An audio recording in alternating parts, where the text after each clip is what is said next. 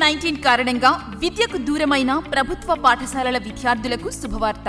శ్రీ పొట్టి శ్రీరాములు నెల్లూరు జిల్లా collector Shri MV Seshagiri Babu గారు మరియు జిల్లా ఎస్పీ శ్రీ భాస్కర్ భూషణ్ గారి సూచనల మేరకు 8, 9వ తరగతులు చదువుతున్న విద్యార్థులకు రెమెడియల్ తరగతులను జిల్లా విద్యాశాఖాధికారి మరియు డిపిసి సమగ్ర శిక్ష శ్రీ ఎం జనార్దనాచార్యులు మరియు ఏపీసీ సమగ్ర శిక్ష డాక్టర్ వి బ్రహ్మానందరెడ్డి గార్ల పర్యవేక్షణలో ప్రతిరోజు ఉదయం 11 గంటల నుండి 12 గంటల వరకు 9వ తరగతి మరియు ప్రతిరోజు సాయంత్రం 3 గంటల నుండి 4 గంటల వరకు 8వ తరగతికి సంబంధించిన భౌతిక రసాయన శాస్త్రములలో పాఠ్యాంశాలు ప్రసారమగును. ఈ అవకాశాన్ని విద్యార్థులు సద్వినియోగపరచుకోగలరు. Hello childrens, good afternoon. నా పేరు Kommala Krishnaiah, school assistant physical science, ZPHS Pathavellanti Nellore rural మండలంలో పనిచేస్తున్నాను. మరి కోవిడ్ లాక్డౌన్ కారణంగా విద్యార్థులు ఇంట్లో ఉండి మరి పాఠాలు మిస్ కాకూడదు, లేక మర్చిపోకూడదు, నిరంతరము విద్యను అభ్యసించాలనే ఉద్దేశంతో మన జిల్లాధికారులైన జిల్లా కలెక్టర్ వారు, ఎస్పీ వారు, అలాగే డిఓ వారు, పిఓ గారు వీరందరూ కూడా మీ యొక్క బాగోగుల కోసం ఈరోజు ఈ పాఠాలని మీ ముందుకు తీసుకొస్తున్నారు. వాళ్ళని ఒకసారి అభినందిద్దామా? మరి మనం ఒక చిన్న యాక్టివిటీని ఈరోజు చేద్దాం. మరి ఆ యాక్టివిటీ చాలా చిన్నది, చాలా సులభమైనది. మన ఇంట్లో వాడే యొక్క పదార్థాలని ఒక్కసారి మనం గుర్తు చేసుకోవడం అనేది ఈ యాక్టివిటీ ఉద్దేశం. చెప్పండి స్టూడెంట్స్, ఈ యొక్క కంటైనర్స్ ఫర్ స్టోరింగ్ పికిల్స్ అంటే ఊరగాయల్ని నిల్వ చేసుకోవడానికి ఈరోజు మనం ఏం వాడుతున్నాం? కంటైనర్స్, ప్లాస్టిక్ కంటైనర్స్ వాడుతున్నాం. అంటే ఈరోజు ఎక్కువగా మనకి ప్లాస్టిక్ పదార్థాల్లో ఈ ఊరగాయలు వస్తున్నాయి. అంటే ఒక ప్యాకెట్స్ కావచ్చు, ఒక డబ్బాలు కావచ్చు, ఎక్కువ ప్యాకెట్స్ ఉన్నాయి. రేరుగా గాజు వాటిలో కూడా వస్తున్నాయి. మరి గతంలో అంటే మేము చిన్నపిల్లలప్పుడు దాదాపు 40 years బ్యాక్, మరి 40 years ఎగో మరి ఇక్కడ మనం వాడుతున్న మెటీరియల్ ఏముంది చెప్పండి? మీకు తెలియకపోవచ్చు, మాకు తెలుసు. ఏంటంటే అప్పుడు మేము వాడిన వస్తువులు గాజు పాత్రలు, పింగాణి పాత్రలు, అలాగే కుండ పాత్రలు, అంటే మట్టితో చేసినవి. అంటే ఆ రోజుల్లో మట్టి పింగాణి అని చెప్పుకోవచ్చు. ఆ రోజు పాత్రలు మట్టి పాత్రలు, పింగాణి పాత్రలు. మరి ఆ రోజు మనము పచ్చళ్ళు, ఊరగాయలను నిల్వ చేయడానికి మనము ఉపయోగించేవారే. మరి ఈరోజు పరిస్థితి గమనిస్తున్నాం. సరే పిల్లలు, next packing food for a journey. అంటే మనము ప్రయాణాలకు వెళ్ళేటప్పుడు, ఏదన్నా విహారయాత్రలకి, టూర్లకి వెళ్ళేటప్పుడు ఫుడ్ తీసుకెళ్తాం. మరి ఈ ఫుడ్ని ఈరోజు దేంట్లో తీసుకెళ్తున్నాం? ఒక ప్లాస్టిక్ పేపర్ వేయడం, లేదా ఏదైనా ఒక ర్యాపర్స్ వాటిలో కట్టుకెళ్తున్నాం, లేదా ఒక కంటైనర్స్, ప్లాస్టిక్ కంటైనర్స్లో, ఒక డబ్బాలో ఈరోజు చూస్తున్నాం. ఫాస్ట్ ఫుడ్స్ లేక ఫుడ్ డెలివరీ తెచ్చే వాళ్ళు దేంట్లో తీసుకొస్తున్నారో మీరు చూస్తున్నారు. మరి ఈరోజు కూడా ఈ ఫుడ్ అనేది కూడా ప్లాస్టిక్ వస్తువుల్లో మనకి స్టోర్ చేసుకోవడం, తీసుకెళ్ళడం చేస్తున్నాం. కానీ మా చిన్నప్పుడు మరి గత 40 years బ్యాక్ ఏమి చేసేవాళ్ళమంటే, ఆ రోజు ఇన్ని వస్తువులు లేవు. ఆకులు, అరిటాకులు కావచ్చు, లేదా రాగాకులు కావచ్చు, లేదా ఇంకొక చెట్టు ఆకులు కావచ్చు, పెద్ద ఆకులు, తామరాకులు, అటువంటి వాటిని ఇస్తరాకుల్లా కట్టి మరి వాటిల్లో చేయడం. మరి ఈ విధంగా ఆకులు, చెట్టు సంబంధించిన పదార్థాలతో ఆ రోజు మనము ఫుడ్ ప్యాకింగ్ ఎక్కువగా జరిగేది. తరువాత కాలంలో మరి ఇప్పుడు రాను రాను మార్పులు చూస్తూ ఉన్నాం. Next water pipe in house. మరి మీ ఇళ్ళల్లో వాటర్ పైప్స్ దేంతో ఉన్నాయమ్మా? పైపులు. అవి ప్లాస్టిక్ పైపులు, వాటిని పీవీసీ పైపులు అంటాం. మరి పీవీసీ అంటే అవి కూడా ఒక రకమైన ప్లాస్టిక్లో భాగమే. అలాగే మా యొక్క గత 40 years బ్యాక్ మరి 30-40 సంవత్సరాల వెనుక అంటే ఆ కాలంలో మరి ఏం వాడామయ్యా అంటే మెటల్ పైప్స్, అంటే కొన్ని లోహాలతో చేసిన మెటల్ పైప్స్ వాడేవారు. మరి ఇప్పుడు ప్రస్తుతము ఏం వాడుతున్నామో మీరు చూస్తున్నారు. తరువాత హెయిర్ కోమ్స్ అంటే దువ్వెనలు. చూడండి, ఈరోజు మనము ఏ దువ్వెనతో దువ్వుకుంటున్నాం పిల్లలు? మీ ఇళ్ళల్లో మీరు చూస్తున్నారు, ఇలా మనము దువ్వెనతో దువ్వుకుంటాం. మరి ఏ దువ్వెన ఇది చెప్పండి? ప్లాస్టిక్ దువ్వెనలు. అంటే ఈరోజు దువ్వెనలంతా కూడా దాదాపు ప్లాస్టిక్ మయమైపోయాయి. కానీ గత కాలంలో మన పెద్దల్ని అడగండి, మీ పేరెంట్స్ని అడిగితే చెప్తారు, ఆ రోజు ఏ దువ్వెనలు ఉన్నాయి చెప్పండి? చెక్క. Very good. చెక్క దువ్వెనలు అంటే కలప, చెక్క, వీటిని ఎక్కువగా వాడేవారు.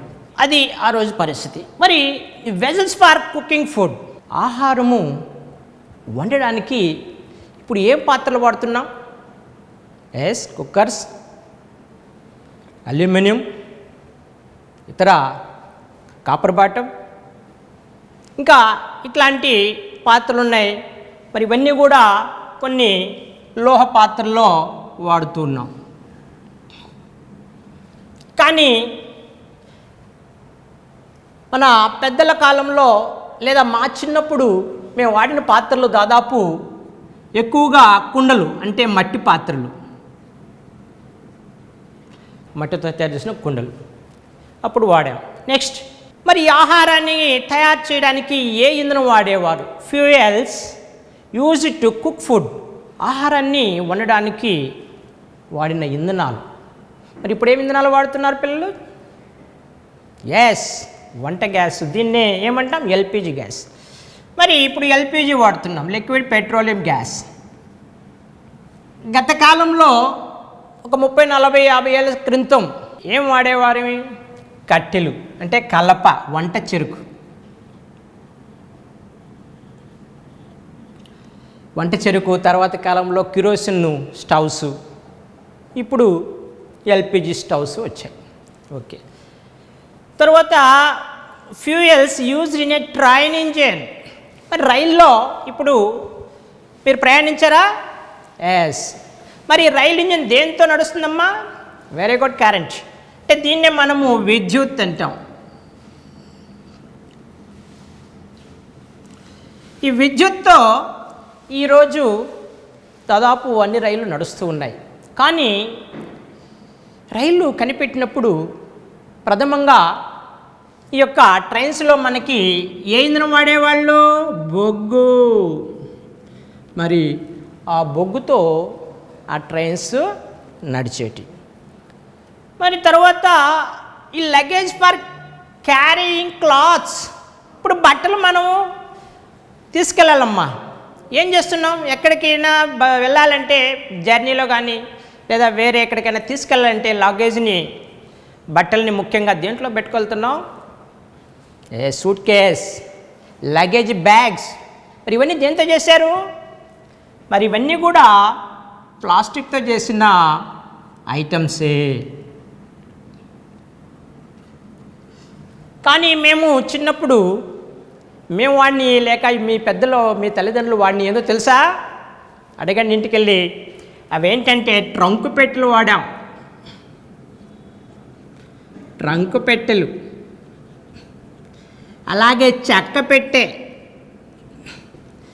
మరి చెక్కతోనూ ట్రంక్ పెట్టెలు ఇవి ఆ రోజుల్లో ఎక్కువగా ఉండేటి, కానీ ఈరోజు కనుమరుగైపోయాయి. తర్వాత వాటర్ బకెట్స్ లాంటివి. ఈరోజు చూడండి మన బాత్రూంలో, ఈ బాత్రూంలో చూసే పదార్థాలు, బకెట్లు చూసుంటావా? మరి దేంతో చేశారు అవి? ఆ బకెట్లన్నీ కూడా ప్లాస్టిక్ బకెట్లే. Very good.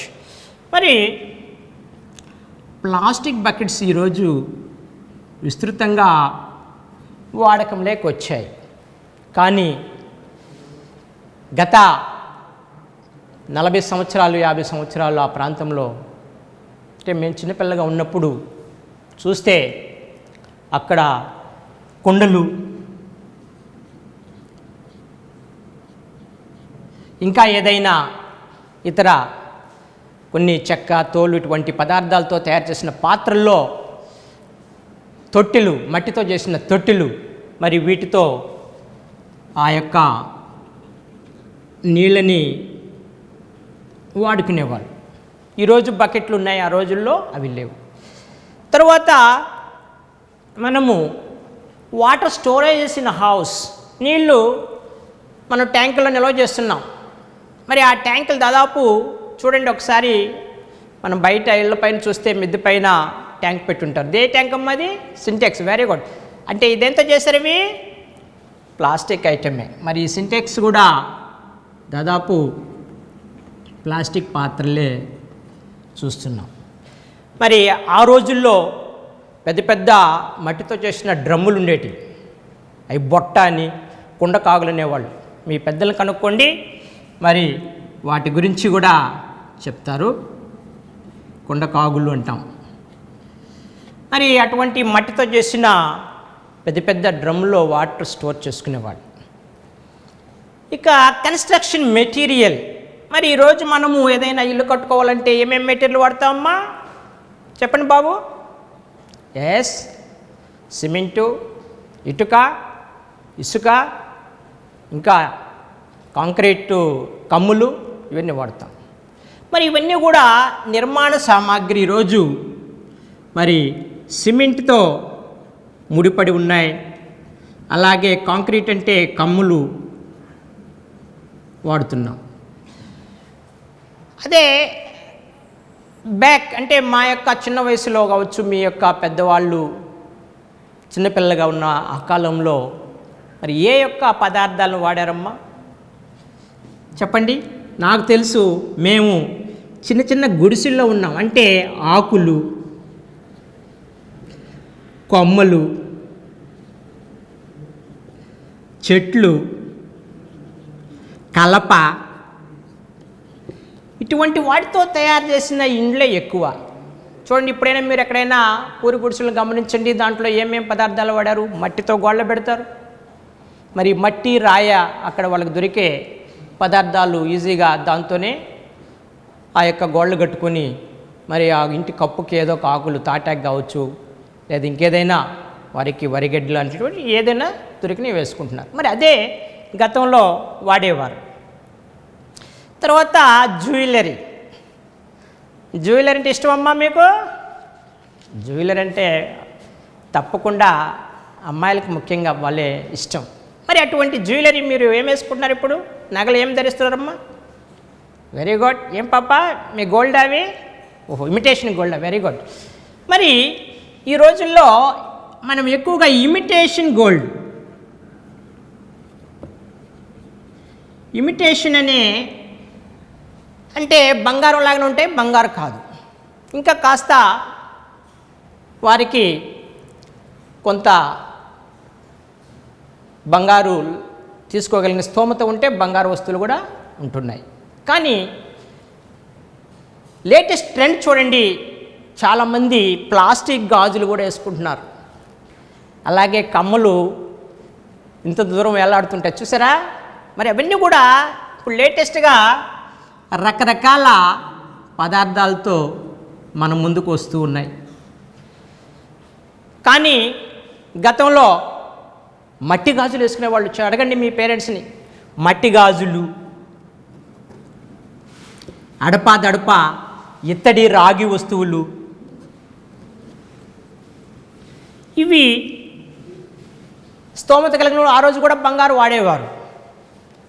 మరి బంగారు నేడు ఉంది, ఆనాడు ఉండింది. కానీ ఎక్కువగా సాధారణ జనము వాడే పాత్రలు, ఆ యొక్క నగలు మట్టితో చేసినవి, ఇత్తడితో చేసినవి, రాగితో చేసినవి, ఇటువంటివి వాడేవారు. మరి నేడు మరి బంగారు, అలాగే ఇమిటేషన్ గోల్డ్, అలాగే ప్లాస్టిక్తో చేసినవి, అలాగే రకరకాల మిశ్రమ లోహాలతో తయారు చేసినవి ఇప్పుడు మార్కెట్లోకి వచ్చున్నాయి. నెక్స్ట్ ఇక చివరిగా మనకి ఫర్నిచర్. ప్రతి ఇంట్లో చూడండి అమ్మా ఫర్నిచర్. మీ ఇంట్లో ఏముంది బాబు చెప్పమ్మా? ఫర్నిచర్ ఏమేమి ఉన్నాయి చెప్పండి? కుర్చీ ఉంది, మంచం ఉంది, ఓకే, టేబుల్ ఉంది, సోఫా ఉంది. Very good. మరి ఇవన్నీ దేంతో చేశారు చెప్పమ్మా? Very good. ప్లాస్టిక్ కుర్చీ, ఓకే. మంచము, మరి మంచంలో చెక్క మంచమైన దాంట్లో వాడిన పరుపు ఏంటి? Okay, plastic. కాయిర్ పరుపులు అంటాం వాటిని, అంటే ఇవి కూడా ఒక రకమైన కృత్రిమ పదార్థాలతో చేసిన వస్తువులు. ఇంకా సోఫా, టేబుల్స్ చెప్పండి. ఇప్పుడు ప్లాస్టిక్ టేబుల్స్ దాదాపు ప్రతి ఇంట్లో ఉన్నాయి. డైనింగ్ టేబుల్ లాగా వాడే ప్లాస్టిక్ టేబుల్స్. చెప్పు బాబు, నువ్వు ఏ స్టడీ చైర్ ఏది వాడతావు? చెక్కదా, ప్లాస్టిక్దా? Very good, move. Plastic chair వాడుతుంది, ప్లాస్టిక్ టేబుల్ వాడుతున్నాం. మరి ఇక్కడ ఈరోజు దాదాపు ఫర్నిచరు మరి కొంత చెక్కతో ఉంటే, కొంత లోహాల మెటల్తో ఉంటే, ఎక్కువ భాగము ప్లాస్టిక్ అయినాయి. ఎక్కువ భాగము ప్లాస్టిక్తో తయారవుతున్నాయి. మరి ఆ రోజుల్లో, అంటే మా రోజుల్లో, లేక మీ పేరెంట్స్ చిన్నపిల్లగా ఉన్నప్పుడు, లేక మీ తాత వాళ్ళు, మీ అవ్వ వాళ్ళు, పెద్దవాళ్ళని అడగండి, మరి ఏ వస్తువులు వాడేవారో ఫర్నిచర్గా అంటే ప్రధానంగా ఆ రోజుల్లో చెక్కనే ఫర్నిచర్గా వాడేవారు. మరి మంచాలు కూడా చూడండి, నులక మంచాలు ఉండేటి. నులక అంటే దేంతో చేస్తారమ్మా? నులక అంటే మరి నార, గోగునార కావచ్చు, తాటినార కావచ్చు, మరి ఇటువంటి రకరకాల మొక్కల నుంచి వచ్చే ఉత్పత్తులతో మరి ఆ నారని తయారు చేసి, మరి ఆ నారతో వచ్చిన తాడులతో పేనిన చెక్క మంచం, నులక మంచం అనేవాళ్ళు. ఆ మంచాలు ఎక్కువ వాడేవాళ్ళు. బెంచీలు, చెక్క బెంచీలు వాడేవాళ్ళు. ఇవన్నీ కూడా ఆ రోజుల్లో మనము చూసాం. చూసారా పిల్లలు? ఒక్కసారి ఈ పట్టిక చూద్దాం. మరి ఈ పట్టికలో గత 40-50 సంవత్సరాల క్రితము మరి ఏ ఏ వస్తువులు ఉన్నాయో చూడండి. కలప ఉంది, అంటే చెట్ల నుంచి వచ్చే కలప, మట్టి పాత్రలు, ఇంకా కొంత లోహము కూడా, లోహ పాత్రలు కూడా ఉన్నాయి. మరి ఈరోజు ఇవి ఉన్నాయి. దానికి తోడుగా మనకి అదనంగా వచ్చి చేరిన పదార్థం ఏముంది? ప్లాస్టిక్, అలాగే సిమెంట్. ఇలా మనకి ఈ ప్లాస్టిక్ పదార్థాలు ఈరోజు చాలా విస్తృతంగా మనము కనిపిస్తున్నాయి. అంటే ఈ కలప, మట్టి, లోహ పాత్రలు ఇప్పుడు ఉన్నాయి, గతంలో ఉన్నాయి, 50 సంవత్సరాల క్రితం ఉన్నాయి, 100 సంవత్సరాల క్రితం ఉన్నాయి, 1000 సంవత్సరాల క్రితం కూడా అవి ఉన్నాయి. కానీ రీసెంట్గా ఒక నూతన ఆవిష్కరణలు అనేటి మరి రావడం మూలన మరి యొక్క ప్లాస్టిక్ ఇటీవలే వాడుకలోకి వచ్చింది. మరి ఇవన్నీ కూడా రకరకాల పదార్థాలు. ఈ పదార్థాలు అనేది మన దైనందిన జీవితంలో, మన ఇంట్లో కావచ్చు, బయట కావచ్చు, ఉదయం లేచిన దగ్గర నుంచి రాత్రి పడుకోబోయే దగ్గర వరకు ప్రతి పనిలోనూ మనకి అనేక పదార్థాలు వాటితో పనిచేస్తూ ఉంటాం. మరి ఇటువంటి పదార్థాల గురించి మనము చదివే శాస్త్రాన్ని మరి పదార్థ శాస్త్రము, మెటీరియల్ సైన్స్, ఇది కూడా ఒక సైన్స్లో భాగమే. ఈ పదార్థాలన్నీ కూడా మరి ఎక్కడి నుంచి వచ్చాయి? వీటికి ఒక సోర్స్ ఉంటుంది. ఇవి పదార్థాలకి మూలాధారము ఏమిటి అనేది మనం ఒకసారి కొన్ని పదార్థాలని చూద్దాం. ఈ పదార్థము ఎలా లభిస్తుంది, దీనికి మూలాధారం ఏమిటి అనేది చూద్దాం. ఈ పదార్థం అంటే glass by melting sand with other material. అంటే ఇసుక మరి ఇతర కొన్ని పదార్థాలు బాగా వేడి చేస్తే కరిగి ఆ ద్రావణము, ఆ ద్రవ పదార్థాన్ని మెల్లగా చల్లబరిస్తే మనకి గాజు తయారవుతుంది. క్లే అంటే బంకమన్ను by mixing the mineral kaolinite with water. Kaolinite అనే ఖనిజము నీళ్ళలో కరగడం వల్ల మనకి ఈ బంకమన్ను అనే పదార్థము ఏర్పాటైంది. Wood from dried up trees, అంటే ఎండిపోయిన చెట్ల నుంచి మనము కలపని తీసుకుంటాం. ఇకపోతే ప్లాస్టిక్ మరి ప్లాస్టిక్ అనేది మనం చూసాం ఈరోజు విస్తృతంగా వాడుకలో ఉంది. ఇది ఫ్రమ్ పెట్రోకెమికల్స్, అంటే పెట్రో రసాయనాలు అనే పదార్థాల ద్వారా ఇది ఈరోజు తయారు చేస్తున్నాం. ఇకపోతే మెటల్స్, మరి లోహాలు ఫ్రమ్ ది రెస్పెక్టివ్ ఓర్స్, మరి వాటి యొక్క సంబంధించిన ధాతువుల నుంచి మనం ఈరోజు వీటిని తయారు చేస్తూ ఉన్నాం. ఈ విధంగా ఈ యొక్క సోర్స్ అనేటి ఉన్నాయి. అంటే ఇటు వనరులు ఏమున్నాయి అనేది ఇక్కడ మనము చూస్తున్నాం. మరి వీటికే కాదు, వేటికి కూడా అన్ని పదార్థాలకు కూడా వనరులు ఉన్నాయి. మరి ఈ వనరులని మనము ఉదాహరణకి చూడండి, నేల, నీరు, గాలి, పెట్రోలు, ఇవన్నీ కూడా సహజ వనరులు. అయితే ఈ వనరుల్లో మనకి కొన్ని తరిగిపోయే వనరులు ఉంటాయి, కొన్ని ఎంత వాడినా తరగని వనరులు ఉంటాయి. కాబట్టి మనము వనరుల్ని 2 రకాలుగా చెప్పుకోవచ్చు. తరగని వనరులు,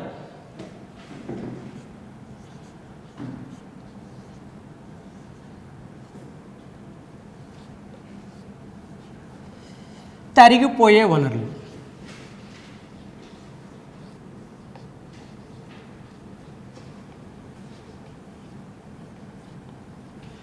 వీటి గురించి చూద్దాం. మరి తరగని వనరులు అంటే మనం ఇందాక చెప్పుకున్నాం, మనం ఎంత వాడినా తరగవు, రెన్యూవబుల్ రిసోర్సెస్. మరి ఇవి అన్లిమిటెడ్గా దొరుకుతాయి, ఎంత వాడినా కూడా మరలా వస్తూనే ఉంటాయి. చెప్పండి ఏంటమ్మా? ఎస్, మరి నీటి నుంచి వచ్చే జలశక్తి ఎంతైనా వాడుకోవచ్చు. అలాగే గాలి, పవన శక్తి, అలాగే సౌరశక్తి, అంటే సూర్యుడి నుంచి మనకు అనంతమైన శక్తి వస్తుంది. మరి ఈ విధంగా ఇటువంటి శక్తి వనరులు తరగని శక్తి వనరులు అంటాం. కానీ కొన్ని వనరులు మనం వాడే కొద్దీ తరిగిపోతుంటాయి. ఉదాహరణకు చూడండి, బొగ్గు, పెట్రోలియం లాంటివి మరి మనకి తరిగిపోతాయి, కొంతకాలానికి వాడే కొద్దీ తరిగిపోతాయి. ఎందువల్ల? ఈ బొగ్గు, పెట్రోలియము ఉండేటి పరిమిత వనరులు. అంటే ఒక బొగ్గు లేక ఒక పెట్రోలియం తయారు కావాలంటే మిలియన్ సంవత్సరాలు కావాలి, లక్షల సంవత్సరాలు. అంత స్లో ప్రాసెస్, నిదానంగా ఏర్పాటయ్యే వనరులవి. కానీ నేడు మనము అతి వేగంగా వినియోగిస్తున్నాం. ఉదాహరణకి 1000 సంవత్సరాలు తయారయ్యే ఈ యొక్క పెట్రోలియం బొగ్గుని మనం ఒక్క రోజులో మనము ఈరోజు వాడేయడం వల్ల అవి నేడు అంతరించిపోయే దశకు చేరుకున్నాయి, ఇక తరిగిపోతున్నాయి. ఇంకొంతకాలం మీ పిల్లలు వారి భవిష్యత్తులో వీటిని చూస్తారన్న గ్యారెంటీ అయితే మాత్రం ఇవ్వలేము. ఎందుకంటే ఇప్పటికే దాదాపు సగ భాగం పైగా వనరులు ఈ తరిగిపోయి ఉన్నాయి.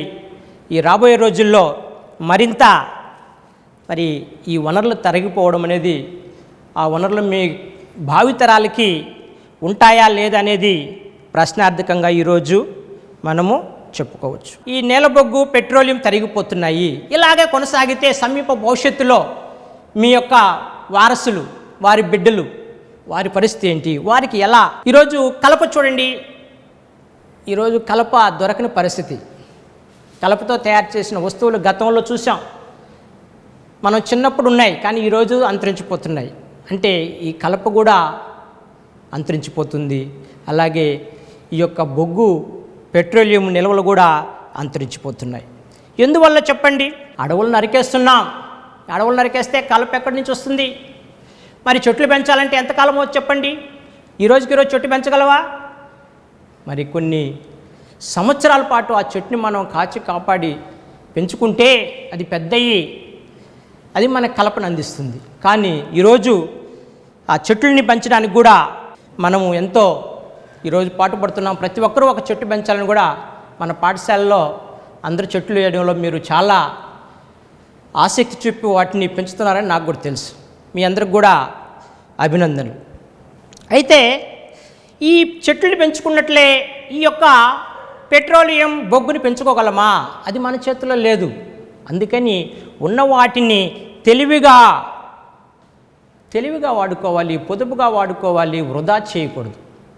కాబట్టి ఈ యొక్క తరగని వనరుల వైపు కూడా మనము ఎక్కువ దృష్టి కేంద్రీకరించి ఈ తరిగిపోయే బొగ్గు, పెట్రోలియం లాంటి వాటిని మనం ఎక్కువగా దృష్టి పెట్టాల్సిన అవసరం ఉంది. అందుకనే ఈరోజు మనము దీనికి సంబంధించిన బొగ్గు, పెట్రోలియం అనే ఒక పాఠాన్ని మనము చెప్పుకోబోతున్నాం. ఈరోజు మన పాఠ్యాంశం ఏంటి? బొగ్గు, పెట్రోలియం. బొగ్గు మరియు పెట్రోలియం. బొగ్గు అంటే మీకు డౌట్ రావచ్చు, నేల బొగ్గు. మామూలు బొగ్గు చూసింటారు మీరు. మామూలు బొగ్గు ఏంటి? కట్టి లేదా కలప వీటిని బాగా వేడి చేసి మరి మనం పొయ్యిలో పెట్టుకొని పడేస్తుంటాం కింద చిన్న చిన్న బొగ్గులు. అవి కర్ర బొగ్గు, అది చార్కోల్ అంటాం. కానీ మనం చెప్పుకునేది నేల బొగ్గు. నేల బొగ్గు దీని గురించి చెప్పుకుందాం. అలాగే పెట్రోలియం దీని గురించి చెప్పుకుందాం. మరి ఈ నేల బొగ్గు మరియు పెట్రోలియం అనే ఈ యొక్క పాఠ్యాంశంలో మనం తెలుసుకోవాల్సింది ఏంటి? ఇవి ఎలా తయారవుతాయి, వీటిని ఎలా వాడుకోవాలి, వీటి నుంచి వచ్చే ఉత్పత్తులు ఏంటి, వాటి ఉపయోగాలు ఏంటి, అవి ఎక్కడెక్కడ ఉపయోగపడుతున్నాయి, దానివల్ల ఈ పారిశ్రామిక రంగము మరి ముందుకు ఎలా వెళ్తుంది, అలాగే వీటిని సంరక్షించుకోవడం ఎలాగా, అలాగే వీటిని దుర్వినియోగం చేస్తే మన మనిషి యొక్క దురాశ కావచ్చు, లేక కేర్లెస్నెస్ అంటే ఒక నిర్లక్ష్యం, సరిగా వాడకపోతే మరి రాబోయే దుష్పరిణామాలు ఏంటో ఇవి కూడా తెలుసుకోవాలి. కాబట్టి భావి భారత పౌరులుగా మీరు ఇవన్నీ కూడా తెలుసుకొని మీరు ముందుకెళ్తే మరి మీ తరాలకి మరి ఇంధన వనరుల్ని మనము కొన్నిటినైనా మిగిల్చవలసిన ఆవశ్యకత మన మీద ఉంది. కాబట్టి ఈరోజు మనము ఈ యొక్క నేల బొగ్గు, పెట్రోలియం ఎలా ఏర్పడుతుంటాయో ఒకసారి చూద్దాం. మొదటగా నేల బొగ్గు. నేల బొగ్గుని ఎవరైనా చూసారమ్మా? చూసిన వాళ్ళు చెప్పండి. నేల బొగ్గుని ఎవరైనా చూసారా? మామూలు బొగ్గుని అయితే అందరూ చూశారు, కానీ నేల బొగ్గుని కూడా మనం చూద్దాం. మరి ఇది నేల బొగ్గుని ఒకసారి టచ్ చేసి చూడండి. రాయిలాగా ఉంది. చూడండి, ఒక బొగ్గు ఇంకో బొగ్గుని కొడితే టకటక అంటుంది. దీన్ని కిందేసినా కూడా చూడండి, సౌండ్ చూడండి, పగలదు. అంటే అదే మామూలు బొగ్గు అయితే మెత్తగా ఉంటుంది. ఈ యొక్క రాతి బొగ్గు మరి చాలా కఠినంగా ఒక రాయిలాగా ఉంటుంది. అందుకే దీన్ని రాతి బొగ్గు అంటున్నాము.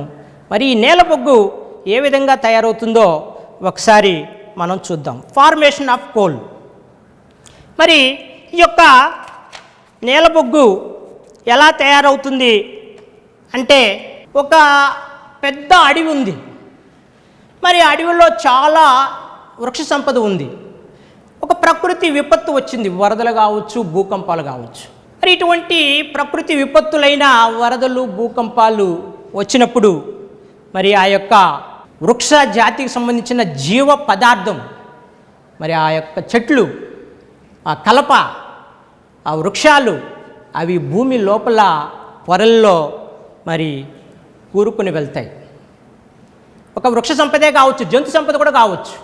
మరి ఈ జీవ పదార్థం, మరి ఈ యొక్క ఆర్గానిక్, ఈ జీవ పదార్థం అనేది ఆ లోపల పొరల్లో, భూమి లోపల పొరల్లో ఉన్నప్పుడు మరి అక్కడ గాలి లభించదు. అలాగే విపరీతమైన చాలా ఎక్కువ ఉష్ణోగ్రత, ఎక్కువ పీడనం, ప్రెషర్. మరి ఇటువంటి పరిస్థితుల్లో ఆ సేంద్రియ పదార్థము అనేకమైన మార్పులకు లోనయ్యి దాంట్లో ఉన్న అధికంగా ఉన్న కార్బన్ అనేది మరి ఆ యొక్క బొగ్గుగా మారుతుంది. మరి ఈ విధంగా జీవ పదార్థంలో ఉన్న సేంద్రియ పదార్థాలు బొగ్గుగా మారడాన్ని, అంటే ఒక స్వచ్ఛమైన కార్బన్గా మారడాన్ని మనము కార్బోనైజేషన్ అంటాం. కార్బోనైజేషన్.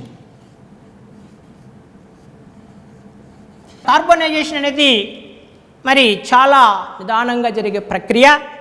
మరి ఈ యొక్క మట్టితో కప్పబడిన ఈ యొక్క జీవరాశులపైన ఒత్తిడి పెరగడం వల్ల వాటి యొక్క మృత శరీర భాగాలు క్రమంగా ఒత్తిడికి లోనయ్యి మరి అటువంటి ఉష్ణోగ్రతలో, మరి ఎక్కువ ఉష్ణోగ్రత పీడనంలో బొగ్గుగా మారే ప్రక్రియనే కార్బనైజేషన్ అని మనము చెప్పుకుంటున్నాం. అయితే ఇక్కడ ఇవి జీవ పదార్థాల అవశేషాల మీద తద్వారా ఏర్పడుతున్నాయి కాబట్టి శిలాజ ఇంధనాలు అంటాము, ఫాసిల్ ఫ్యూయల్స్. మరి ఫాసిల్స్ అంటే శిలాజ ఇంధనాలు. శిలాజ అంటే ఆ జీవ పదార్థాలు మరి ఈ విధంగా బొగ్గుగా మారడం వల్ల అది ఒక ఇంధనంగా మారుతుంది. శిలాజ ఇంధనాలు అంటాం వీటిని. మరి ఈ విధంగా బొగ్గు మరి ఆ శిలాజ ఇంధనాలుగా మారుతుంది. ఏదైనా సరే ఒక జీవ పదార్థము మరి ఆ విధంగా కార్బోనైజేషన్కి గురయ్యి ఒక ఇంధనంగా మారడమే మరి శిలాజ ఇంధనం అని చెప్పుకోవచ్చు. అలాగే మనకి మరొక వనరు అయిన పెట్రోలియం. ఈ పెట్రోలియం సాధారణంగా దీని ఉపరితలము సహజ వాయువు, కంప్రెషన్ న్యాచురల్ గ్యాస్, దీంతో కూడా మనకి లభ్యమవుతుంది. అయితే ఈ పెట్రోలియము ఎలా ఏర్పడుతుందో కూడా చూద్దాం. ఎందుకంటే వీటి యొక్క ఏర్పడడానికి ఎన్ని సంవత్సరాలు, మిలియన్ సంవత్సరాలు, లక్షల సంవత్సరాలు కావాలి కాబట్టి మరి అది నిదానంగా జరిగే ప్రక్రియ కాబట్టి మరి దాన్ని అర్థం చేసుకుంటే దాని వాడకంలో కూడా మనం జాగ్రత్తలు తీసుకోవడానికి అవకాశం ఉంటుంది. మరి ఈ పెట్రోలియం అనేది ప్రధానంగా మనకి నదులు కావచ్చు, లేక సముద్రాలు కావచ్చు, లేక మహాసముద్రాలు కావచ్చు, వాటి ఉపరితలాల వద్ద కావచ్చు, లేక bottom of the sea or ocean అంటే కింద వాటి అడుగు భాగాన ప్లాంక్టన్,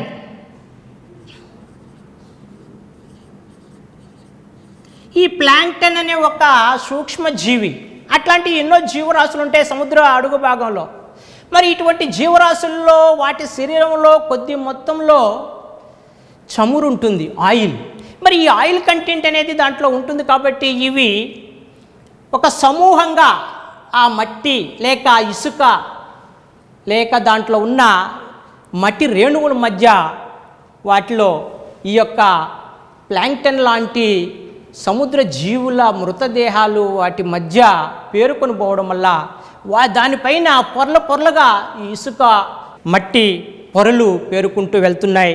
మరి అలా ఆ పొరల చేత కప్పబడిన ఈ యొక్క మృత జీవుల అవశేషాలు క్రమంగా ఆ యొక్క అధిక ఉష్ణోగ్రత అలాగే వాటి అధిక పీడనము వల్ల ఇవంతా కూడా పెట్రోలియం గాను అలాగే సహజ వాయువుగాను రూపాంతరం చెందుతాయి. మరి ఈ విధంగా ఇవి కూడా ఏదైతే బొగ్గు ఏ విధంగా ఏర్పడుతుందో ఇవి కూడా జీవుల లేక జీవరాశి యొక్క మృత శరీర భాగాల నుంచే ఏర్పడుతున్నాయి కాబట్టి వీటిని కూడా శిలాజ ఇంధనాలు అనవచ్చా? వెరీ గుడ్, ఇవి కూడా అవే శిలాజ ఇంధనాలు అంటే ఫాసిల్ ఫ్యూయల్స్. మరి వీటిని కూడా శిలాజ ఇంధనాలని మనము చెప్పుకోవచ్చు. చూడండి పిల్లలారా, ఈ యొక్క పెట్రోలియం మరి దీన్ని ఏ విధంగా మనము దీని నుంచి అనేక పదార్థాలని మనము తీసుకురావచ్చు అనేది చూద్దాం. ఎందుకంటే ఈ పెట్రోలియం అనేది చాలా సంక్లిష్ట పదార్థం, దీంట్లో అనేక పదార్థాలు ఉన్నాయి. మరి దీని నుంచి అనేక పదార్థాలను కూడా ఉత్పత్తి చేయవచ్చు. అయితే ఈ పెట్రోలియంకు ఉండే ఈ ముడి చమురుకి ఉండే కొన్ని లక్షణాల ఆధారంగా దాని ఉష్ణోగ్రతలో తేడాల వల్ల మరి మనం రకరకాల పదార్థాలని మనము తయారు చేయవచ్చు, చేస్తున్నాం కూడా. మరి ఇక్కడ రిఫైనింగ్ ఆఫ్ పెట్రోలియం, మరి రిఫైనరీస్లో మరి ఈ పెట్రోలియంని అంశిక స్వేదనం అంటాం, మరి డిస్టిలేషన్ అంటాం. మరి ఇక్కడ అంశిక స్వేదనము అంటే మరి యొక్క క్రూడ్ ఆయిల్ని మరి రిఫైనరీలకు పంపించి దానికి ఏ ఉష్ణోగ్రతని అందిస్తే ఏ పదార్థం వస్తుందో మరి ఆ టెక్నాలజీతో మరి ప్రధానంగా ఒక 20-40 సెంటీగ్రేడ్ ప్రాంతంలో మనకి గ్యాసు బయటకు వస్తుంది. మరి గ్యాస్ అంటే మనం ఈరోజు వాడే అనేక ఇంధనాలు ఉన్నాయి, సిఎన్జి కావచ్చు, ఎల్పిజి కావచ్చు, ఇంకా పారిశ్రామిక వాడే ఇంధనాలు చాలా ఉన్నాయి. అలాగే పెట్రోల్, దాని తర్వాత కాస్త ఉష్ణోగ్రతని పెంచిన ఛాంబర్లో చూసుకుంటే పెట్రోలు. మరి పెట్రోల్ ఉపయోగాలు మీకు తెలుసు. చూసారా పెట్రోల్ ఎప్పుడన్నా దేంట్లో వాడతారమ్మా పెట్రోల్? చూడండి, మరి పెట్రోలు మరి మూత తీసామంటే ఆవిరైపోతుంది. అంటే దాని యొక్క టెంపరేచర్లోనే అది ద్రవ రూపంలో ఉంటుంది. దాని టెంపరేచర్ కాస్త పెరిగినా తగ్గినా మళ్ళీ దాని రూపం మారిపోతుంది. అలాగే ఇంకా ఈ యొక్క ఉత్పత్తులు చూడండి, ఇంజిన్ ఆయిల్, అలాగే కిరోసిన్, ఇవన్నీ కూడా మనము ఇంకా చాలా రకమైన పదార్థాలు ఉన్నాయి, అవన్నీ తర్వాత చూద్దాం. అలాగే petroleum, naphthalene, kerosene, diesel, fuel oil, lubricants, residue అంటే అవక్షేపాన్ని మరిన్ని పదార్థాలకి తయారు చేయడానికి వాడతాం. అంటే చివరగా మిగిలిన దాన్ని మడ్డి లేక అవక్షేపం అంటాం. ఇది ఎందుకు పనికిరాదు అనుకుంటాం, కానీ దాంట్లోనే చాలా వస్తువులు తయారు చేస్తాం. ఆయింట్మెంట్స్, అలాగే ఫేస్ క్రీమ్స్, మెడిసిన్స్, అలాగే గ్రీజ్, అలాగే అగ్గిపెట్టెలు, మ్యాచ్ బాక్స్లో మరి ప్లాస్టిక్ పుల్లలు ఉంటాయి, మరి అలాగే ప్లాస్టిక్ ర్యాపర్స్ ఉంటాయి, ఇవన్నీ కూడా మ్యాచ్ బాక్స్. అలాగే క్యాండిల్ మనము విస్తృతంగా ఉపయోగిస్తాం. మైనం చూడండి, వ్యాక్స్, మరి ఈ విధంగా క్యాండిల్, అలాగే వాష్ పేపర్స్, వ్యాజలిన్స్, మరి ఇవన్నీ కూడా రకరకాల ప్రొడక్ట్స్ మనము ఈ యొక్క క్రూడ్ ఆయిల్ నుంచి తీసుకొని వస్తున్నాం. మరి అదేవిధంగా ఈ యొక్క పెట్రోకెమికల్ ప్రొడక్ట్స్ అంటే ఈ పెట్రో రసాయనాల నుంచి తయారయ్యే ఉత్పత్తుల్ని పెట్రో రసాయనాలు లేక పెట్రోకెమికల్స్ అంటాం. మరి ఈ పెట్రోకెమికల్స్ని ఏ సెక్టార్లో వాడుతున్నామో ఒకసారి చూడండి.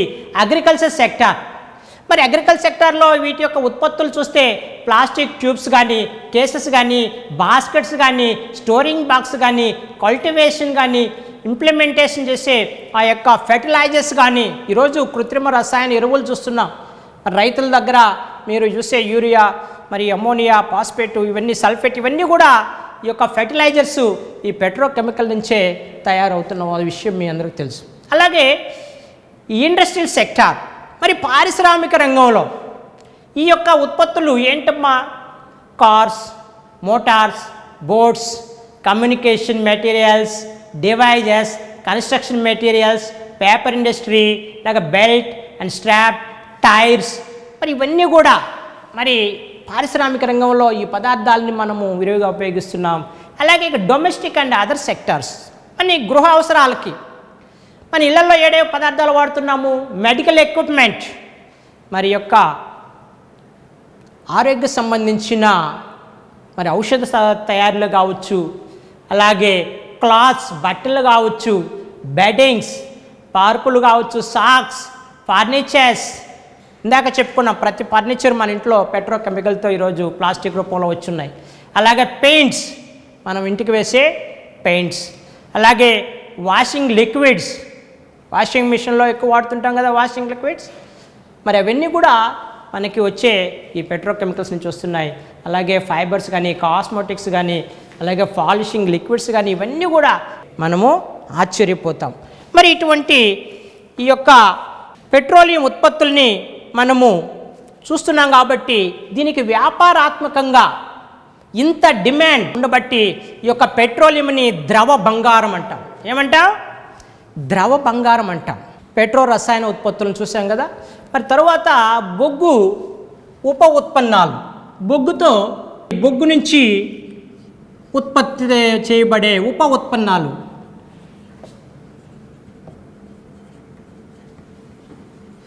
మరి బొగ్గు నుంచి వచ్చే ఉప ఉత్పన్నాలు మరి వాటిని ఎలా చూస్తామంటే మనకి ముఖ్యంగా బొగ్గు నుంచి కోల్ గ్యాసు కోల్తారు. మరి ఇక్కడ ఈ కోక్ అనేది సహజంగా మరి దీన్ని స్వచ్ఛమైన బొగ్గు అని కూడా చెప్పవచ్చు. మరి ఎలా ఉండొచ్చు అంటే కోక్ అనేది ఒక్కసారి ఒక పదార్థం చూపిస్తాను చూడండి పిల్లలు, దీన్ని ఒకసారి పరిశీలించండి దగ్గరగా. ఎలా ఉంది ఈ యొక్క బొగ్గు? గట్టిగా సచ్ఛిద్రమైన నల్లని పదార్థం, అంటే చిన్న చిన్న హోల్స్ ఉన్నాయి. మరి ఇట్లాంటి హోల్స్ ఉన్న ఈ యొక్క నల్లని గట్టి పదార్థాన్ని మనము కోక్ అంటాం. మరి ఈ కోక్కి ఏం ఉపయోగాలు ఉన్నాయి అంటే మ్యానుఫ్యాక్చర్ ఆఫ్ స్టీల్, అంటే ఉక్కును తయారు చేయడంలో దీన్ని విరివిగా ఉపయోగిస్తారు.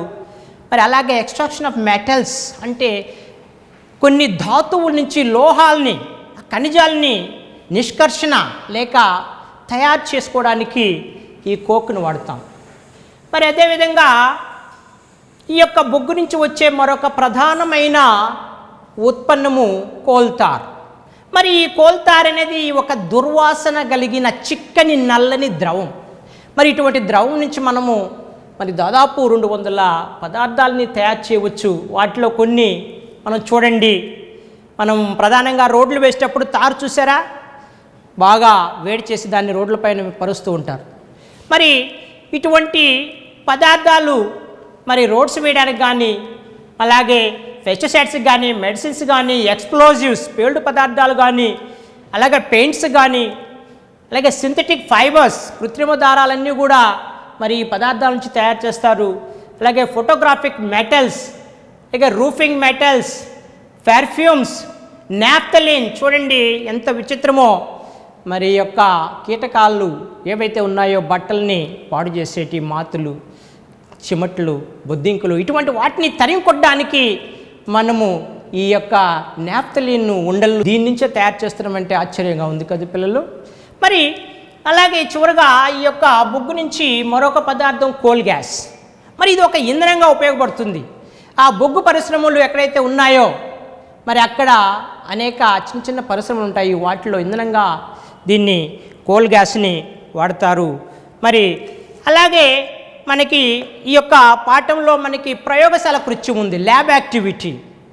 మరి ల్యాబ్ యాక్టివిటీని మనం ఒకసారి చేద్దాం, ఒక ప్రయోగం చేద్దాం. ఆసక్తిగా గమనించండి పిల్లలు. ఓకే పిల్లలు, స్టూడెంట్స్ చూడండమ్మా, ఈ యొక్క ల్యాబ్ యాక్టివిటీ మన ఉద్దేశము చూడండి, నాణ్యమైన నేల బొగ్గుని వేడి చేస్తే ఆ వెలువడే వాయువు మండుతుంది. మరి ఇది ఉద్దేశం. మరి ఇటువంటి ప్రయోగానికి పరికరాల అమరిక చూడండి, మనకి ఏమేమి పరికరాలు కావాలంటే 2 పరీక్షణాళికలు, అలాగే 2 ఇనుప స్టాండ్లు, అలాగే రబ్బరు బెరడాలు, వాయువాహక నాళము, జెట్ నాళము, మరి బున్సెన్ బర్నర్. మనకైతే బున్సెన్ బర్నర్ అయితే దొరకలేదు కాబట్టి కొవ్వొత్తితో ఈ ప్రయోగాన్ని చేద్దాం. ముందుగా మనము ఒక పరీక్షణాళికని తీసుకొని ఈ బొగ్గుని బాగా పొడి చేసి ఆ బొగ్గు పొడిని ఈ యొక్క పరీక్షణాళికలో తీసుకుంటున్నాం. చూడండి పిల్లలు, ఈ బొగ్గు పొడిని పరీక్షణాళికలో వేస్తున్నాను చూడండి. మరి ఇది ఒక నేల బొగ్గు పొడి. మరి నేల బొగ్గు పొడిని కొంత ఈ యొక్క పరీక్షణాళికలో తీసుకొని దీనికి 1 రంధ్రం గల రబ్బరు బెరడ, అంటే ఒక్క రంధ్రమే ఉండాలి. మరి దీనికి ఈ యొక్క వాయువాహక నాళము లేక డెలివరీ ట్యూబ్ని మనము బిగించాము. మరొక స్టాండ్కి ఈ యొక్క మరొక పరీక్షణాళికని తీసుకొని దానిని సగం వరకు నీటితో నింపుదాం.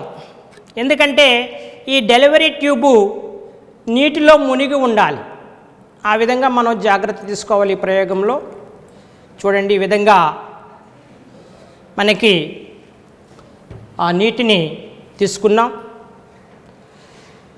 ఈ యొక్క 2 రంధ్రములు గల రబ్బరు బెరడ, ఒక రంధ్రం గుండా డెలివరీ ట్యూబ్ ఉంది, మరొక రంధ్రము గుండా జెట్ నాళం ఉంది. మరి ఈ జెట్ గొట్టం నుంచి మరి వచ్చే వాయువు మండుతుందా లేదా చూడడానికి మనము ఒక అగ్గిపెట్టి కూడా సిద్ధం చేసుకుందాం. మరి ఇక్కడ దీన్ని వేడి చేయడానికి మరి ఒక కొవ్వొత్తిని మనం ఉపయోగిద్దాం. ఒకసారి ఈ ప్రయోగాన్ని మరొకసారి చెప్తాను, జాగ్రత్తగా పరికరాల అమరికను చూడండి. ముందు మనము స్టాండ్కి ఈ యొక్క బొగ్గు పొడి ఉన్న పరీక్షణాళికని బిగించాం. దీని నుంచి ఒక రంధ్రం గల రబ్బర్ బెరడా తీసుకుని ఆ వాయువాహక నాళము లేక డెలివరీ ట్యూబ్ని మరొక పరీక్షణాళికలోకి 2 రంధ్రం గల రబ్బర్ బెరడాతో తీసుకున్నాం. దాంట్లో కాస్త నీళ్లు తీసుకున్నాం. మరి ఈ యొక్క జెట్ నాళాన్ని కూడా మరొక రంధ్రంలో. మరి ఇప్పుడు దీన్ని వేడి చేద్దాం. మరి ఈ యొక్క మంటకు దూరంగా ఈ యొక్క పెట్రో కెమికల్స్ అంటే డీజిల్ కావచ్చు, పెట్రోలియం కావచ్చు, ఇంజిన్ ఆయిల్ కావచ్చు, ఇవన్నీ కూడా మనం దూరంగా పెట్టుకుందాం. మరి ఇంకా ఏమైనా దహన పదార్థాలు ఉంటే దూరంగా పెట్టుకునే ఆ విధంగా జాగ్రత్త తీసుకోవాలి. ఈ యొక్క మంటకి దగ్గరగా ఎటువంటి పదార్థాలు ఉండకూడదు. అలాగే ఈ మంటని ఈ పరీక్షణాలకు తగిలేటట్లుగా కాస్త కింద హైట్ పెట్టుకున్నాం. మరి కాసేపు ఈ ప్రయోగం జరగడానికి కొంత సమయం పడుతుంది. చూడండి పిల్లలు, మరి ఇక్కడ ఈ యొక్క టెస్ట్ ట్యూబ్లో బ్రౌనిష్ బ్లాక్ గల వాయువు బుడగల రూపంలో మరి నీటిలోకి రావడం చూస్తున్నాం. ఆ నీటిలో మరి రంగులేని వాయువుగా మారి ఆ యొక్క బయటకు రావడాన్ని మనం గమనిస్తున్నాం. అయితే ఇక్కడ ఒక జాగ్రత్త తీసుకోవాలి. ఈ డెలివరీ ట్యూబ్ని మనము నీటిలో తగలకుండా పైన పెట్టుకోవాలి. ఈ యొక్క డెలివరీ ట్యూబు ఇక్కడ నీటిలో ఉంది, జెట్ నాళము పైన ఉంది. మరి జెట్ నాళం అనేది ఇందాక వాటర్లో ఉండడము చూసాం, ఇప్పుడు దాని యొక్క సవరణ చేసాం. మరి ఈ విధంగా ప్రయోగాల అమరిక చేసుకోవాలి.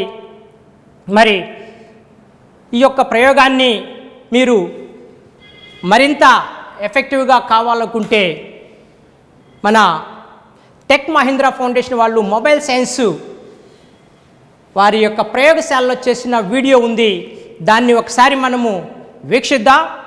మరి తదనంతరం మరి ఈ ప్రయోగాన్ని కూడా చూద్దాం. నీళ్ళ బొగ్గును మండించడం.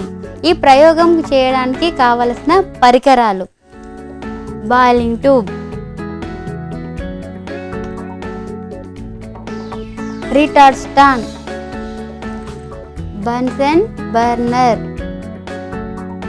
ఈ ప్రయోగం చేయడానికి కావలసిన రసాయనాలు: కోల్ పౌడర్ అంటే నేల బొగ్గు మరియు వాటర్. ముందుగా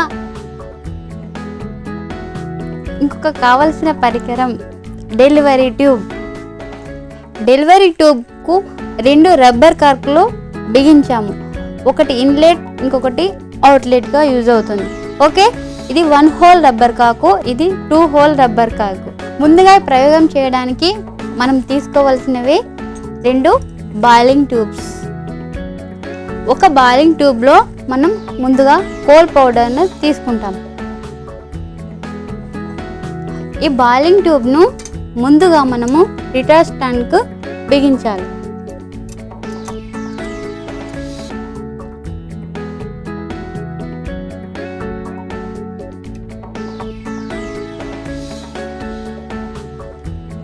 రెండవ రిటార్డ్ స్టాండ్కు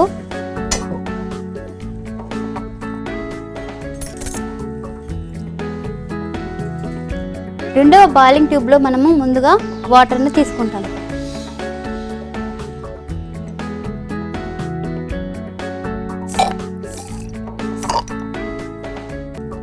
రెండవ బాయిలింగ్ ట్యూబ్ను మనం రిటార్డ్ స్టాండ్కు ముందుగా బిగించుకోవాలి.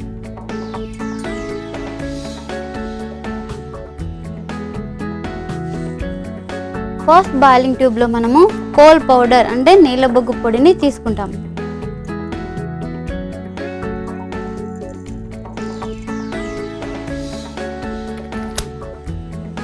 ఈ 2 బాయిలింగ్ ట్యూబ్లను మనం ముందుగా ఈ డెలివరీ ట్యూబ్తో కనెక్ట్ చేస్తాము.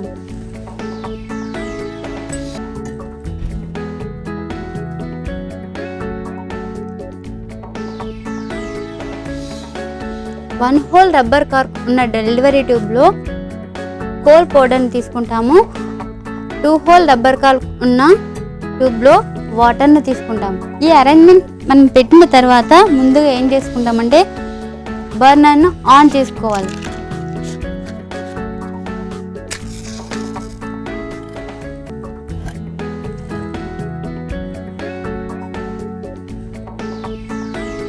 ఇక్కడ ఎప్పుడైతే బర్నర్ అంటే మంట అనేది వెలిగించిన తర్వాత ఇందులో ఉన్న కోల్ అంటే నేల బొగ్గు అంటే కార్బన్ కాంపౌండ్ మనం ఎప్పుడైతే బర్నింగ్ హీటింగ్ అనేది చేసామో ఇక్కడ ఉన్న కార్బన్ అనేది ఇందులో ఉన్న వాటర్ మాలిక్యూల్తో అంటే నీటి అణువుతో చర్య జరుపుతుంది.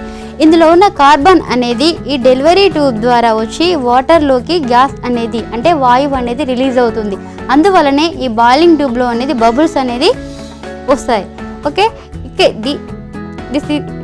ఇది క్యాపిలరీ ట్యూబ్. ఓకే, ఎప్పుడైతే మనము కోల్ని హీట్ చేసాము అంటే వేడి చేసామో అప్పుడు కోల్లో కార్బన్ అనేది వాటర్ మాలిక్యూల్తో చర్య జరిపి మిక్చర్ ఆఫ్ గ్యాసెస్ అంటే కొన్ని యొక్క వాయువుల యొక్క మిశ్రమం అనేది ఏర్పడుతుంది. మనం ఎలా ఏర్పడుతుందని చూసి చెక్ చేయడానికి ముందుగా ఒక మ్యాచ్ స్టిక్ ఒక అగ్గిపుల్లను తీసుకొచ్చి బర్న్ చేసి క్యాపిలరీ ట్యూబ్ వద్ద పెట్టినట్లయితే ఇక్కడ ఒక ఫ్లేమ్ అనేది వస్తుంది. ఇక్కడ ఏ గ్యాస్ రిలీజ్ అవుతుందంటే మిక్చర్ ఆఫ్ గ్యాసెస్ అంటే చాలా వాయువులు హైడ్రోకార్బన్ల యొక్క మిశ్రమము. నీళ్ళ బొగ్గును మండించినప్పుడు ఇందులో ఉన్న కార్బన్ అనేది వాటర్ మాలిక్యూల్తో చర్య జరుపుతుంది కాబట్టి ఇక్కడ హైడ్రోకార్బన్ల యొక్క మిశ్రమం అనేది ఏర్పడుతుంది క్యాపిలరీ ట్యూబ్ ద్వారా. ఇక్కడ ఏం ఏర్పడుతుంది? హైడ్రోకార్బన్ల యొక్క మిశ్రమం ఏర్పడుతుంది. ఫైనల్గా చెప్పాల్సింది ఏంటంటే ఎప్పుడైతే మనము బొగ్గు పొడిని వేడి చేసామో అక్కడ హైడ్రోకార్బన్ యొక్క గ్యాస్ అనేది ఏర్పడుతుంది. అందుకని ఇక్కడ మంట అనేది ఏర్పడుతుంది. చూసారా మంట ఎంత బ్రైట్గా ఉందో? Okay, this is a combustion of coal experiment. చూసారు కదా పిల్లలు ఆ వీడియో. ఇక్కడ కూడా మన ప్రయోగంలో చూద్దామా? మరి ఆ వీడియోలో వచ్చినట్లుగా అంత ఎఫెక్ట్గా రాకపోయినా లైట్గా మంట వస్తుంది చూడండి. పరీక్ష నలకల నుంచి వచ్చిన రంగుగల వాయువు నీటిలోకి వస్తూనే తన రంగును కోల్పోయింది. మరి నీటిలో గల హైడ్రోజన్తో కలిసి ఇది హైడ్రోకార్బన్గా మారి ఒక ఇంధనంగా బయటకు రావడం జరిగింది. మన బొగ్గు యొక్క ఆ యొక్క వాయువు నీటిలో కరిగి మరలా తన రంగును కోల్పోయి మరి జఠనాళం ద్వారా వచ్చి మనకి బయట ఈ మండడము మనము చూసాం. అయితే దాంట్లో నీటికి బదులుగా సున్నపు నీరు కానీ లేక సబ్బు నీరు కానీ లేక నిమ్మకాయతో చేసిన ద్రావణం అవి పెట్టి చూద్దాం. మరి వాటి పరిశీలన కూడా మనము నోట్ చేద్దాం. మరి చూడండి ఈ బుడగలు చూడండి, ఆ వాయువు ఇక్కడ నుంచి డెలివరీ ట్యూబ్లో కలరు బ్రౌనిష్ బ్లాక్లో ఉంది. మరి ఇక్కడికి వచ్చిన తర్వాత చూడండి ఆ తన రంగును కోల్పోతుంది. ఆ యొక్క బుడగలు తెల్లని బుడగలు పైకి వస్తున్నాయి. మరి ఈ వాయువు ఒక ఇంధనంగా మనము ఉపయోగపడుతుంది. ఈ ప్రయోగశాల కృత్యము మనకు ఫలితము ఏం తెలియజేసింది? మనకి ఈ యొక్క నాణ్యమైన నీలబొగ్గును వేడి చేస్తే వెలువడే వాయువు మండుతుంది అనేది మనకి స్పష్టంగా తెలియచేయడం జరిగింది. ఓకే స్టూడెంట్స్, ఇక చివరగా మనము పాఠ్యాంశంలో conservation of coal and petroleum, బొగ్గు పెట్రోలియంని ఏ విధంగా మనము సంరక్షించుకోవాలి. మరి బొగ్గు పెట్రోలియం సంరక్షించుకోవాలంటే దాన్ని తయారు చేసే పరిస్థితి మనము చేయలేము. మరి ఏం చేయాలి? వృధాను అరికట్టాలి. మనం ఏం చేయాలి? వృధా, వేస్టేజ్. ఫర్ ఎగ్జాంపుల్ చూడండి, మనము కొన్ని చిన్న ఉదాహరణ చెప్తాను. బాగా విస్తారంగా లభించే సౌరశక్తి బయట మనకి ఫ్రీగా లభిస్తుంది. కానీ మన ఇళ్ళల్లో వాషింగ్ మిషన్లో బట్టలు ఆరబెడతాం, దానికి ఎంత కరెంటు వాడుతున్నాం చూడండి. వృధా చేయడమేనా కదా? అలాగే మనకి దగ్గరగా ఉండే దూరాలను కూడా నడిచిపోయే దూరాలని బైక్లో వెళ్తున్నాం. మరి ఇలా చెప్పుకుంటూ పోతే మీ డైలీ లైఫ్లో మరిన్ని ఎగ్జాంపుల్స్ మీరు చెప్పొచ్చు. మరి ఇవన్నీ కూడా మీరు గమనించి ఆ వృధాన్ని అరికెట్టినప్పుడే మనము ఈ యొక్క బొగ్గు పెట్రోలియం వంటి పరిమితంగా ఉండే తరిగిపోయే ఇంధన వనరులను మనం కాపాడుకునే పరిస్థితి వస్తుంది.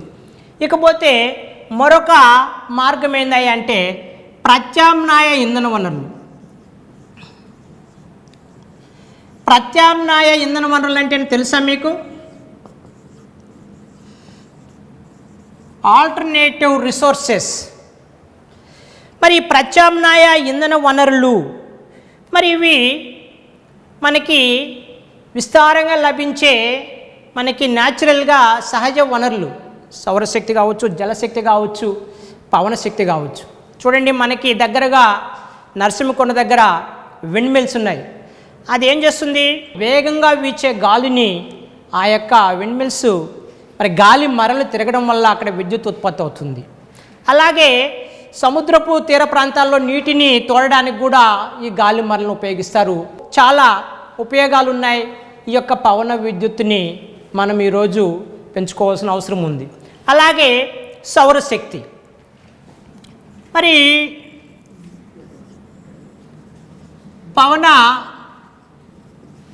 ఈ పవనశక్తి అలాగే సౌరశక్తి, మరి సూర్యుడి నుంచి లభించే ఈ సౌరశక్తి అపారంగా ఉంది.